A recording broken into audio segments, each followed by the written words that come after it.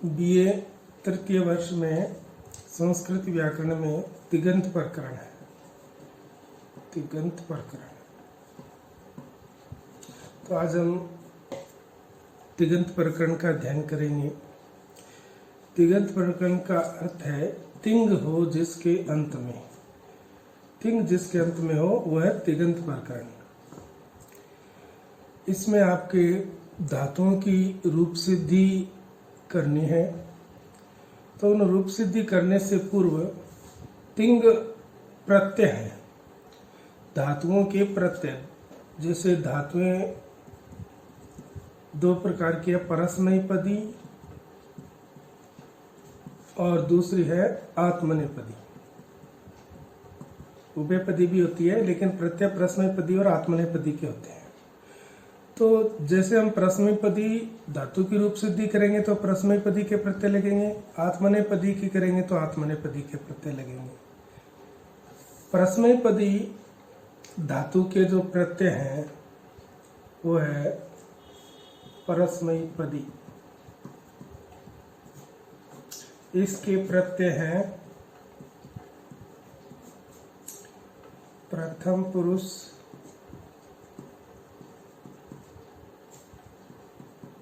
एक वचन, द्विवचन और बहुवचन।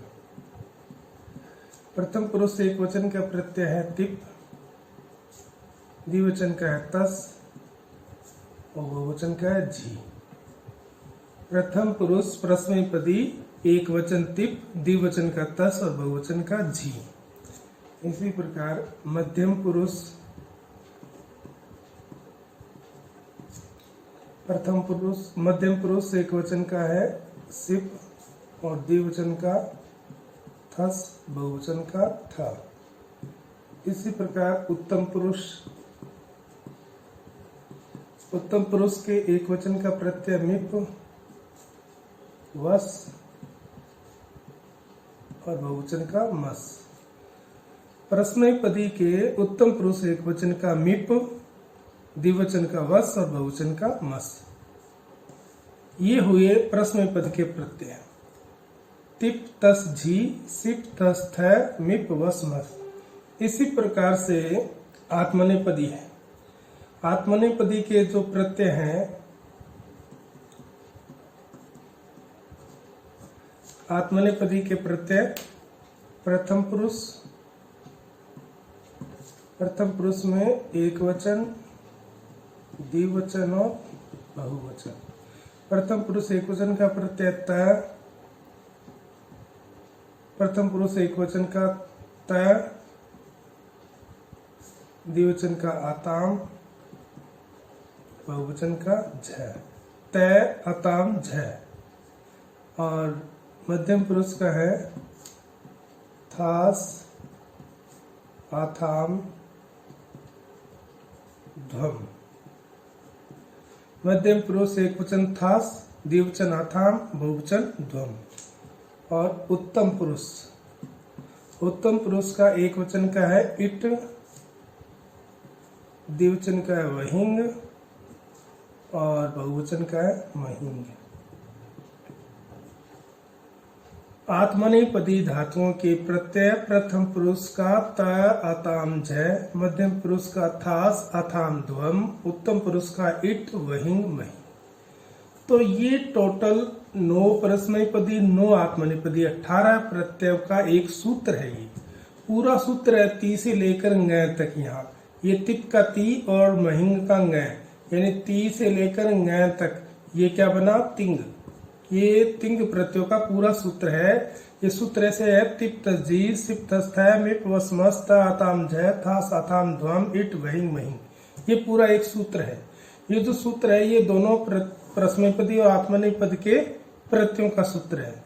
जब हमें रूप सिद्धि करनी होती है तो ये प्रत्यय हमें ज्ञात होना चाहिए कि कौन से पुरुष का कौन से वचन में कौन सा प्रत्यय लगेगा। अब जैसे हमें भू धातु की रूप सिद्धि करनी है, भू धातु की भवती की करनी है, तो ये भवती जो है वो भू धातु का भवती लट लकार यानी वर्तमान काल। लट लकार प्रथम पुरुष एक वचन है। तो हम लट लकार से शुरू करते हैं। लट लकार प्रथम पुरुष एक वचन है भवती। इस भवती को सिद्ध करना है तो ये लट लकार है, हर लकार का अलग सूत्र है। प्रत्ययों का यही सूत्र रहेगा, लकारों के अलग अलग होंगे। जैसे ये वर्तमान काल है तो इसका सूत्र होगा वर्तमाने लट।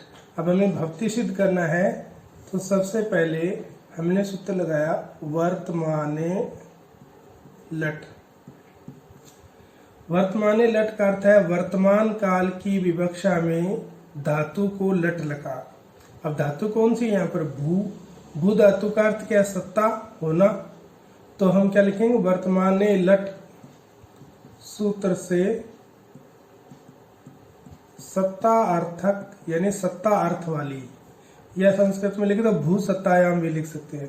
वर्तमाने लट सूत्र से सत्ता अर्थक भू धातु को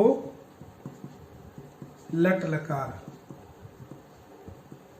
तो ये जो भू धातु है इसको लट लकार हो गया, भू धन लट, इस सूत्र से। अब ये लट में जो ट है वो अंतिम हल वर्ण है। हल यानी व्यंजन, अंतिम हल वर्ण है। तो हलंतम सूत्र से इसकी इत संज्ञा हो जाएगी, और जिसकी इत संज्ञा हो जाएगी उसका तस्य लोप से लोप हो जाएगा। तो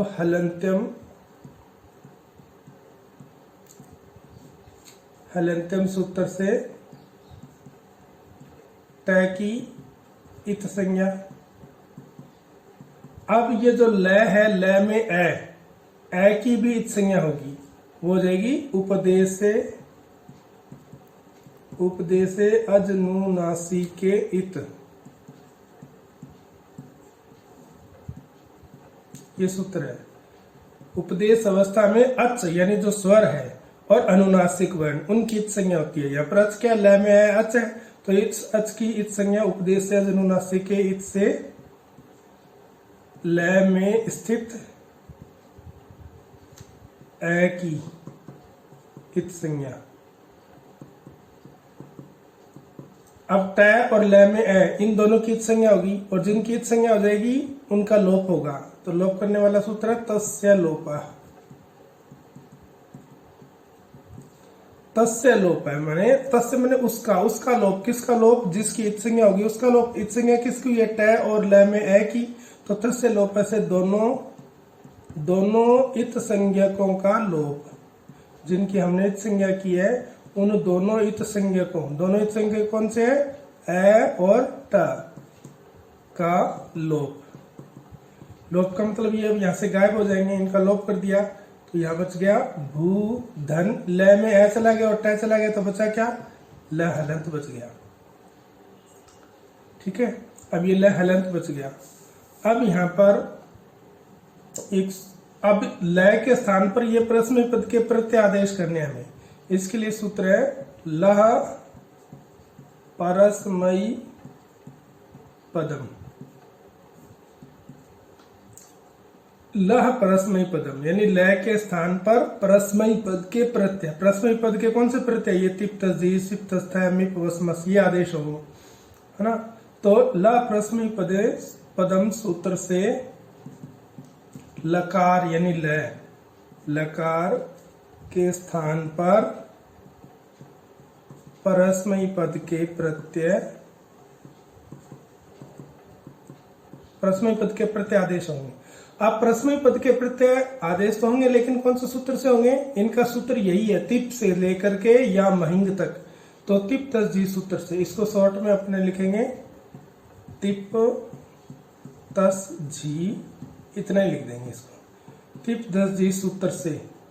अब इस सूत्र से क्या है कि हम जो सिद्धि करने जा रहे हैं वो कौन से पुरुष का कौन सा वचन है?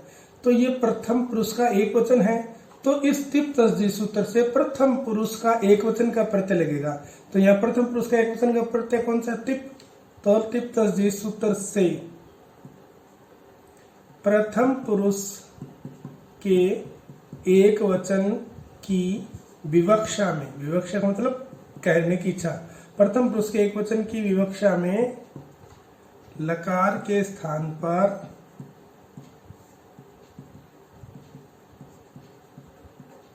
लकार के स्थान पर प्रथम पुरुष का एकवचन का प्रत्यय क्या, तिप, तो ये तिप से शुरू हो रहा है, प्रथम पुरुष एकवचन तिप हो गया, लकार के स्थान पर तिप प्रत्यय आदेश। अब यानी ल की जगह ये तिप हो जाएगा, तो ल हट जाएगा, तिप हो जाएगा यहाँ पर इस सूत्र से, तो ये बन गया भू धन तिप। अब ये तिप के पै में भी जो अंतिम हल वर्ण है वो इत संज्ञक है, तो अंतिम हल वर्ण की संज्ञा किससे होगी, हलंत्यम से, तो हलंत्यम से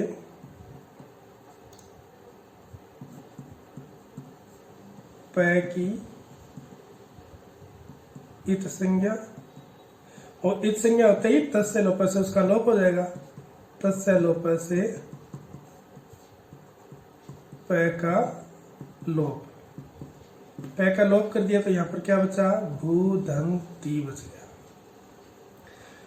अब ये जो ती है, अब इसकी सार्वधातुक संज्ञा हो जाएगी, इसके लिए सूत्र है तिंग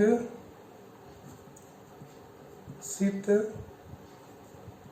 सार्वधातुकम, ये सूत्र है तिंग सित सार्वधातुकम। इसमें तिंग प्रत्यय हो, जैसे तिप है ये तिंग में आता है, शित जिसमें स की संज्ञा हुई हो उनकी सार्वधातुकम सार्वधातुक संज्ञा करता है, तो इस सूत्र से तिंग तिप की सार्वधातुक संज्ञा हो जाएगी, सूत्र से तिंग, तिंग कौन सा, तिप, तिप का यहाँ पर क्या बच रहा है, ती, उस ती की सार्वधातुक संज्ञा।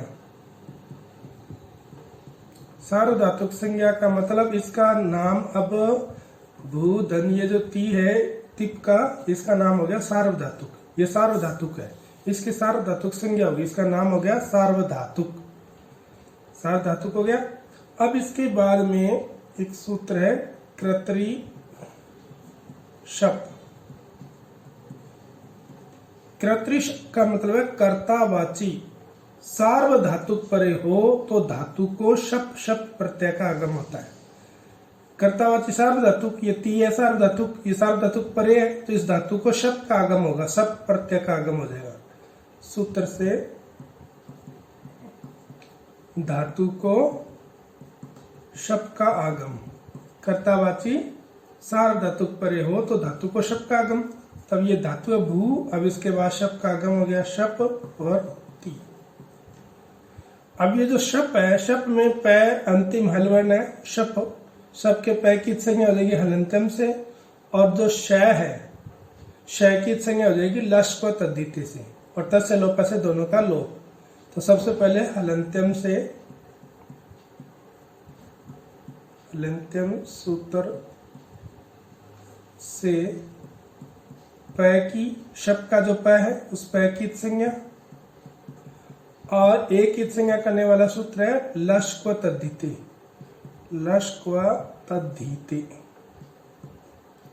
ल श और क वर्ग और तद्धित इन प्रत्ययों की इत संज्ञा होती है, तो अपने पास क्या है श, तो इस श की इत संज्ञा हो जाएगी लश्क्व तद्धिति से श की इत संज्ञा, हलंत्यम से पै की होगी, लश्क्व तद्धिति से स की होगी, दोनों की संज्ञा होगी, और तस्य लोप से दोनों इत संज्ञकों का लोप हो जाएगा, तस्य लोप से दोनों, दोनों कौन, श और प का लोप।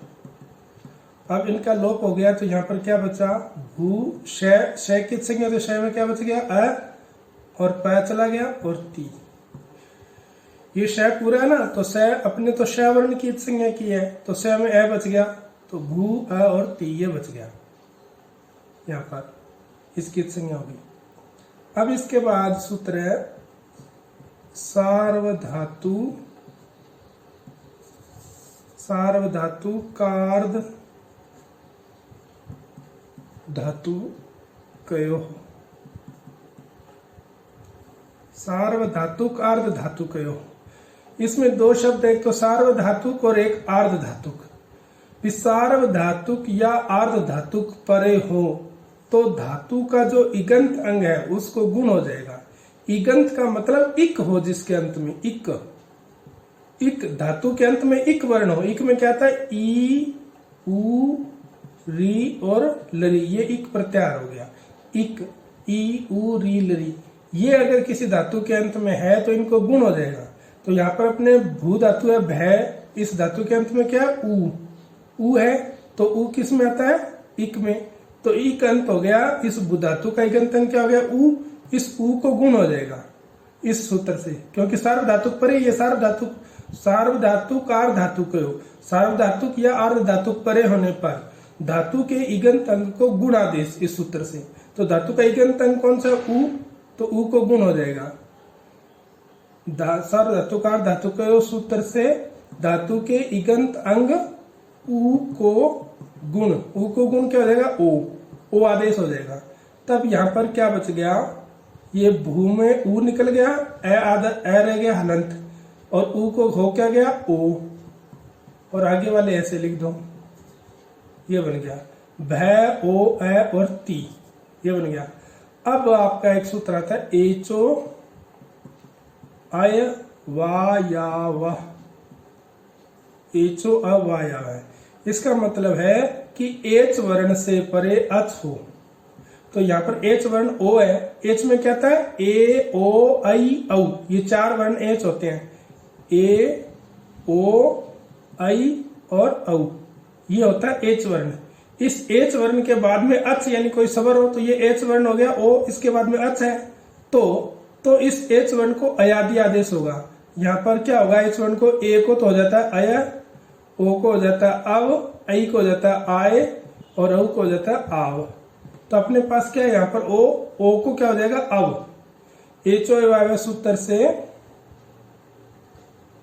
से ओ को अव आदेश हो गया अव, तब ये क्या बन गया भ, ओ को हो गया अव और आगे आ और ती, ये बन गया। अब इतना बनने के बाद अब हमें इनको मिलाना है, वर्ण संयोग करना है, हमने चलिए लिखना वर्ण संयोग करने पर, वर्ण संयोग इनको मिला दो तो भय में है मिल गया तो भय बन गया, वह में है मिल गया तो वह पूरा हो गया, और ती आ गया ही, ये क्या बन गया भवती, भवती इति सिद्धम, इस प्रकार से ये रूप सिद्ध हुआ। तो ये भवती प्रथम पुरुष एक वचन है लट लकार का। इसी प्रकार जितने वो रूप है, इसके 9 रूप है। प्रथम पुरुष का द्विवचन जैसे भवता है, तो भवता प्रथम पुरुष का द्विवचन है लट लकार का, तो प्रथम पुरुष का द्विवचन यहाँ पर क्या तस, तो यहाँ पर तस प्रत्यय लगे, इसमें तिप लगा टिप तस जी से, उसमें तस लग जाएगा, और भवंती होएगा तो झी लग जाएगा, भवसी होएगा तो सिप लगेगा, भवथा होगा तो थस लगेगा, भवत होगा तो थ लगेगा, भवामी होगा तो मिप लगेगा, भवावा होगा तो वस लगेगा, भवामा होगा तो मस लगेगा। इस प्रकार धातु रूप के तीनों पुरुषों के तीनों वचनों के जो प्रत्यय है प्रश्न पद के, वो यहाँ तिप तस जी, ये सूत्र यही रहेगा, यही सूत्र रहेगा, और इसी से यहाँ पर इनके प्रत्यय में परिवर्तन हो जाएगा।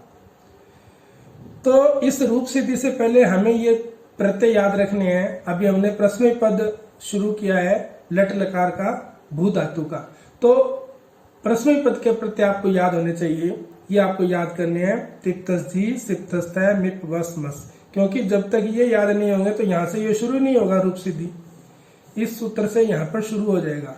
ये प्रथम पुरुष एक वचन है तो प्रथम पुरुष एक वचन का प्रत्यय लग जाएगा, अगर यहाँ पर द्विवचन है तो द्विवचन लग जाएगा, बहुवचन है तो बहुवचन, उत्तम पुरुष एक वचन है तो उत्तम पुरुष एक वचन का लग जाएगा, मध्यम पुरुष है तो मध्यम पुरुष का लगेगा। तो इस प्रकार से ये भू धातु के लट लकार के प्रथम पुरुष एक वचन की सिद्धि होगी।